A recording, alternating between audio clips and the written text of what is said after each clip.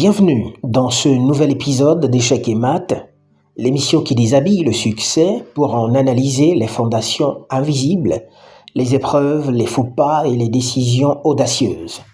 Dans le premier acte, nous avons découvert l'histoire incroyable de Bonnie. Vétérinaire de formation, jeté dans le grand bain de la gestion d'une radio locale sans la moindre préparation, livré à lui-même par l'association de développement Sponsor. Malgré l'absence totale de ressources, Bonnie a choisi de se former sur le tas, à ses propres frais. Aujourd'hui, nous abordons l'acte 2.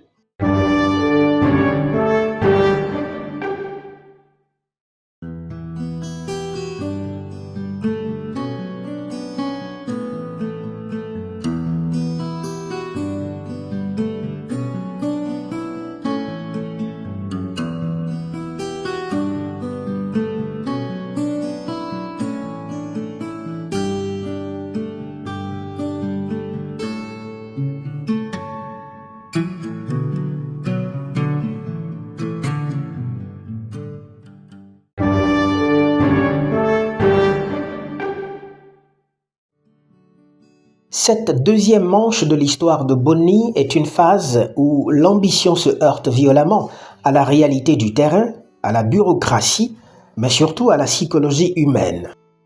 Bonnie nourrissait le désir de passer d'un émetteur modeste de 20 watts, couvrant à peine 7 km, à un projet d'envergure communale. Mobiliser 8 millions de francs CFA à l'échelle d'une commune par le seul pouvoir du financement participatif relevait du pari fou. Pourtant, la vision de Bonnie a fini par convaincre. Mon objectif, c'est 100 francs par membre de la population. Si je prends les 90 000 personnes, normalement ça doit faire 9 millions. Je prends la moitié, je dis ça c'est des jeunes, des enfants, ils ne vont pas contribuer. Donc je me retrouve avec 4,5 millions. J'ai dit parmi ceux-là, 10% refusent de payer. Je me retrouve avec 3,5 millions. 500 000 francs pour la fabrication des tickets et les monuments des délégués. Je me trouve avec 3 millions. Les risques de paiement, je me retrouve avec 2 millions. Donc, je dis, si je trouve 2 millions, il me faut trouver encore 6 millions quelque part. Je suis alors allé rencontrer le sous-préfet, je lui ai présenté la situation. Entre-temps, l'association avait créé des taxes spéciaux parce qu'il y avait un gros porteurs qui venaient garer sur les routes. Mais l'administration n'avait prévu une taxe que de 3 000 de 5 000. Mais avec les nuisances, nous avons contacté l'ensemble des gros porteurs. Tout nous, on a exigé que les taxes soient 30 000 francs pour les 6 roues et 60 000 francs pour les plus gros gabarits. Mais comme c'était une taxe qui ne pouvait pas être perçue par l'administration, comme ce n'était pas prévu, on a créé un fonds commun entre l'association de développement et la mairie. On a appelé ça fonds de développement. Et donc les ressources sont versées dedans. En tant que trésorier adjoint de l'association de développement, j'ai dit au sous-préfet, dedans, nous avons besoin de 2 millions. Le sous-préfet a dit non, que c'est prévu pour autre chose, tout et tout, qu'on ne peut rien faire. Mais il a dit bon, que je vais rencontrer la communauté et autres, il a expliqué que ce n'était pas possible. Le sous-préfet a dit bon, je suis prêt à faire un effort de 1 million. Il dit ok, quand tiens. Donc, plus les 2 millions que j'avais prévus ici, ça fait 3 millions. Donc, je suis allé rencontrer l'USEP. Il dit, c'est vous qui avez créé la radio. Et la radio devait vous accompagner. Voilà notre difficulté. On ne dépasse pas 7 km. Mais si on fait cet investissement, on va couvrir toute la commune de Niki. Ils ont dit, si c'est cela, on te donne 2 millions. Donc, 2 millions plus les 3 millions, ça fait 5 millions. Il me reste 3 millions. Je suis allé rencontrer la CODER, qui est une structure commerciale créée par je l'ai également présenté la situation. Ils ont dit, on te donne 1 million. Donc, je me suis retrouvé alors avec 2, 1, 2, 5, plus 1, ça fait 6. Il me reste à trouver 2 millions. Donc, je dis, la radio va se débrouiller avec les petits recettes qu'on fait. Et si ça ne suffit pas, on fait un prêt pour compléter. Donc, on a lancé l'ensemble des processus. Débloquer les fonds, ce n'était que la première marche. Que se passera-t-il lorsque le succès de Bonnie va commencer à faire de l'ombre à ceux qui pensaient avoir le pouvoir, le contrôle et le mérite de l'honneur? Et bim, a reçu la commande et me dit en 1 mois, vous aurez l'équipement à l'aéroport de Cotonou. Donc nous attendions. 1 mois, nous n'avons pas l'équipement. Mais l'adresse qu'on a fournie pour envoyer l'ensemble de l'équipement et du matériel, c'était le responsable de l'association de développement, puisque c'est lui qui est l'autorité morale, légale de la radio. Donc, 2 mois, j'ai lancé une demande à notre fournisseur Baby, qui m'a dit que lui pensait que je l'appelais pour lui dire l'utilisation du matériel, ce que ça donnait, mais que le matériel était à Cotonou depuis 1 mois. On a alors relancé notre responsable pour dire, mais la commande qui a été effectuée était haute. On nous a dit que le matériel est là depuis, on vous a envoyé une correspondance pour le récupérer. Alors, que ne se rappelle pas qu'un courrier est venu, que lui l'a remis à quelqu'un pour aller à Niki, mais que lui ne se rappelle plus. Donc, on n'a plus aucun document relatif à la commande. 2 mois de silence radio, du matériel de haute technologie bloqué à l'aéroport, des documents introuvables et une inertie institutionnelle qui menace de réduire à néant des mois d'efforts collectifs. Face à ce mur, Boni comprend rapidement une chose: attendre la solution des circuits officiels équivaut à signer l'arrêt de mort du projet. Il adresse un courrier au fournisseur, lui demandant d'adresser une autre correspondance de livraison, mais cette fois-ci à son adresse personnelle. Muni des justifs, il se rend à l'aéroport où le matériel est entreposé depuis plus d'1 mois. Pénalité, 800 000 francs. Boni négocie un crédit de ce montant auprès d'un particulier, il récupère le matériel, l'achemine jusqu'à Niki et le fait installer. Boni pensait avoir prouvé sa valeur. Il ignorait que dans certains écosystèmes, réussir sans la permission des dirigeants est perçu comme un crime d'ambition. La sanction ne tardera donc pas. Une destitution brutale, teintée d'une ironie presque théâtrale. Le matériel a été installé et nous avons appelé, la radio était écoutée sur près de 80 km à la ronde. Parce que nous avons acquis un émetteur de 750 watts. Nous avons acquis des lecteurs, un certain nombre de matériel. Chacun écoutait. Et les gens étaient contents, ils ont fait. C'était la plus grande erreur que nous avons eu à faire. Ça a déclenché un processus d'attaque de partout. Le président de l'association de développement a considéré ça comme une rébellion. Et les autres cadres ont considéré cela comme,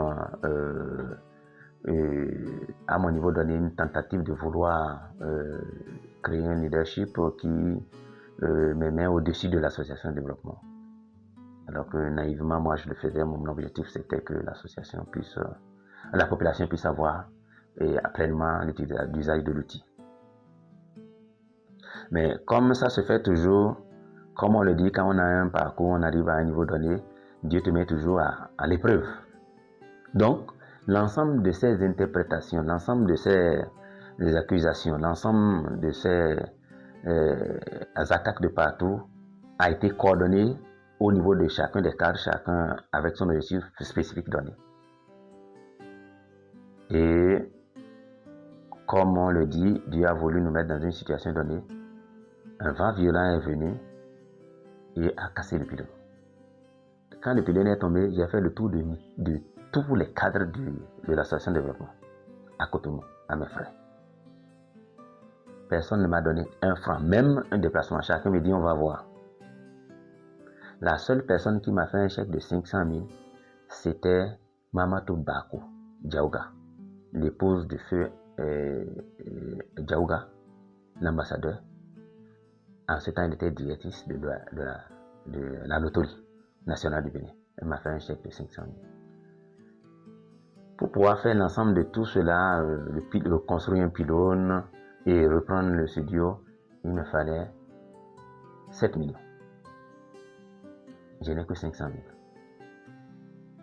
Je suis retourné alors voir M. John qui m'avait donné 800 000 pour récupérer le matériel. Je lui ai dit, voilà ma situation. Mais la coopération s'est dit, nous n'allons pas appuyer une radio qui ne parle pas. Ça fait comme c'est créer une nouvelle radio. Et la coopération ne veut pas créer une nouvelle radio. Débrouille-toi pour que la radio parle. Si la radio parle, tu viens nous voir. Là, on peut t'accompagner. Il a dit, j'ai besoin de 6 500 000. Il a dit, tu vas payer comment? Je dis non, quand la radio va commencer par travailler, les prestations de la radio, nous allons commencer par payer à partir de là. Il a pris les 6 500 000, il m'a remis. Là, nous avons construit un studio, une cabine au niveau du foyer, à l'entrée de la ville de Niki. Le bâtiment est encore là. Et nous avons fabriqué une salle de conférence on a fait une baraque, tôle. Nous avons mis les sécos dessus et on a commencé par travailler. Donc, lorsque nous avons construit cela, nous avons construit également le pylône qu'on a installé tout et tout. Donc, on a délocalisé la radio de la maison de la Gani à ce site. La radio a commencé par travailler. J'ai donc pris contact avec la coopération ici pour dire la radio a commencé par travailler. On dit, bon, Lazare Seyoto fera une mission à Parakou en telle date. Viens. Donc, je suis allé à la rencontre de Lazare Seyoto. Il m'a dit, bon, nous allons vous accompagner, mais en formation et en petit équipement. Nous ne pourrons pas faire de grands investissements. Il dit, il n'y a pas de souci. Parce que chez nous, il faut d'abord avoir un pied dedans. Et après, on verra ce qui va se passer. J'étais à cette rencontre. Le jour où je revenais de cette rencontre, c'est à l'autogare qu'un de mes collaborateurs m'a rencontré pour dire, tu n'es plus directeur de la radio. Il dit, qu'est-ce qui se passe? Il a dit, non, l'association a pris une décision pour te remplacer par ton beau-père. Le parcours de Boni dans cet acte 2 est un cas d'école brute et passionnant sur les réalités du terrain. Retenons-en 4 leçons majeures. 1. L'audace de l'ingéniosité logistique. Lorsque le matériel stagne et que les papiers sont égarés, Boni ne se résigne pas. Il contourne l'obstacle administratif en demandant un nouvel envoi à son nom propre et en engageant sa propre responsabilité financière. L'entrepreneur de terrain ne cherche jamais le responsable d'un blocage. Il devient celui qui trouve l'issue de secours en faisant de l'action rapide sa seule priorité. 2. Le danger du syndrome du sauveur. C'est la leçon la plus amère de cet épisode. En réussissant là où l'association avait échoué, Boni a involontairement menacé l'égocentrisme et l'autorité de sa tutelle. En entrepreneuriat social ou institutionnel, faire mieux que ses supérieurs sans les impliquer dans la victoire est souvent perçu comme un acte de rébellion. Partagez alors toujours l'éclat de vos victoires avec votre hiérarchie pour transformer des rivaux potentiels en alliés stratégiques. Cependant, cela ne suffit pas toujours pour changer la profonde noirceur d'une personne. 3. La résilience financière et personnelle. Face à la catastrophe naturelle qui détruit le pylône, Boni essuie un rejet catégorique de tous les cadres. Au lieu de baisser les bras, il contracte un nouveau prêt personnel. Sa détermination dépasse la simple gestion d'entreprise. Elle relève d'une profession de foi envers sa communauté. Investissez avec audace, mais assurez-vous d'avoir la force mentale nécessaire pour assumer seul le poids de vos risques. 4. L'ingratitude temporaire du leadership. Être remplacé par son propre beau-père après avoir porté un projet à bout de bras est un coup de poignard psychologique ultime. Mais cela démontre une vérité fondamentale. Votre valeur ne dépend pas du titre qu'on vous retire, mais de la compétence et de la vision que personne ne peut vous voler. Ne comptez jamais sur un titre pour asseoir votre autorité. Cultivez plutôt des compétences si solides que personne ne pourra jamais vous les retirer.